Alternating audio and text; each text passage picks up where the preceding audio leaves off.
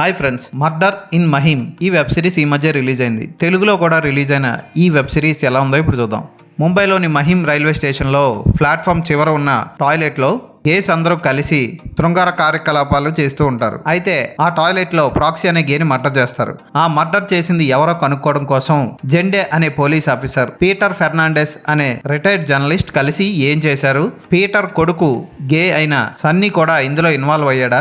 Lesbians అన్న gas అన్న ఇష్టపడని జెండే ఫెర్నాండెజ్ వాళ్ళ అభిప్రాయాలు మార్చుకున్నారా లేదా? ఇటువంటివన్నీ తెలుసుకోవాలంటే ఈ వెబ్ సిరీస్ చూడాలి. 8 పార్ట్లున్న ఈ వెబ్ సిరీస్ ఒక నవల ఆధారంగా తీసిన వెబ్ సిరీస్. జెండే పాత్రలో విజయరాజ్, జర్నలిస్ట్ పీటర్ పాత్రలో అశుతోష్ రాణా చాలా బాగా చేశారు. కాకపోతే ఈ వెబ్ సిరీస్ ఇంట్రెస్టింగ్గా సాగుతూ 2-3 ఎపిసోడ్లు అయిన తర్వాత డల్ అయిపోవడం మనం గమనిస్తాం.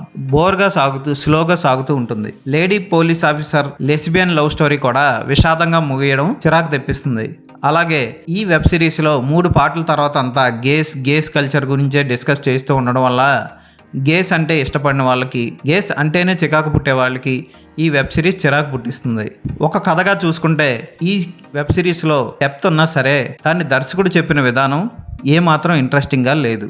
లాస్ట్ 3 ఎపిసోడ్లు మరీ స్లోగా పేలవంగా టేకింగ్ ఉండడం వల్ల చూసే వాళ్ళకి బోర్ కొట్టిస్తుంది. తెలుగులో చూసినా సరే ఒక సీరియల్ చూసిన ఫీలింగ్ కలుగుతుంది. అనవసరంగా సాగదీసినట్లు అనిపిస్తుంది. విజయరాజ్ పాత్ర బాగుంటుంది. తన తండ్రితో అతను కలిసిపోయే విధానం క్లైమాక్స్ లో ఆకట్టుకుంటుంది. తన కొడుకుతో పీటర్ కూడా కలిసిపోయే విధానం ఆకట్టుకుంటుంది.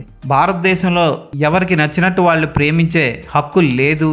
దానివల్లే చాలా మంది లెస్బియన్స్, గేస్ ఆత్మహత్యలు చేసుకుంటున్నారని దర్శకుడు చెప్తాడు ఈ వెబ్ సిరీస్ లో. అలాగే ఎవరికి నచ్చిన జెండర్ని వాళ్ళు ప్రేమించే హక్కు వాళ్ళకి ఉందని, దానికి చట్టంలో మార్పులు రావాలని కూడా సూచిస్తాడు. మనం ఏదో భయంకరమైన మర్డర్ మిస్టరీని చూద్దాం అనుకొని ఈ వెబ్ సిరీస్ని మొదలు పెడితే మనం నిరాశకు గురవడం తప్పదు. ఇందులో కుటుంబ కథలు, లెస్బియన్ ప్రేమ కథలు, గే లవ్ స్టోరీస్ మధ్యలో వచ్చి డిస్టర్బెన్స్కి గురి చేస్తూ ఉంటాయి. ఫోటోగ్రఫీ, టేకింగ్ అన్నీ సీరియల్ రేంజ్లో ఉండడం వల్ల ఈ వెబ్ సిరీస్ అంతగా ఆకట్టుకోదు. లేడీ పోలీస్ ఆఫీసర్ చూడడానికి అందంగా ఉండి ఆకట్టుకుంటుంది. పీటర్ కొడుకు పాత్రలో నటించిన వ్యక్తి, యూనిట్ పాత్రలో నటించిన వ్యక్తి అందరూ కూడా బాగా చేశారు. పీటర్ భార్య పాత్ర కూడా ఆకట్టుకుంటుంది.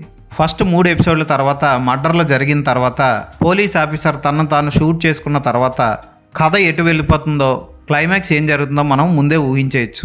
ఈ వెబ్ సిరీస్కి నేను ఇచ్చే రేటింగ్ 2.5/5.